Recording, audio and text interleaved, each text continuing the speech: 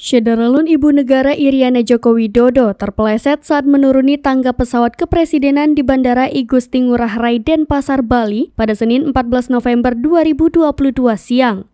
Kejadian tersebut berawal ketika Iriana yang digandeng Presiden Jokowi menuruni tangga pesawat kepresidenan. Di tengah tangga, Iriana sedikit terpeleset dan Presiden Jokowi segera membantunya. Para staf kepresidenan juga sigap membantu Iriana berdiri. Iriana masih sanggup berjalan dan menyalami staf serta menteri yang menyambut di ujung tangga pesawat. Melansir Tribunnews.com, Deputi Bidang Protokol Pers dan Media Sekretariat Presiden B. Mahmudin saat dihubungi pada Senin 14 November 2022 mengatakan kondisi Ibu Negara dalam keadaan baik usai insiden tersebut. Ibu Negara dijadwalkan akan menghadiri acara rangkaian KTT G20 petang nanti. Insiden tersebut tidak mengganggu kegiatan atau agenda yang akan diikuti oleh Iriana Jokowi.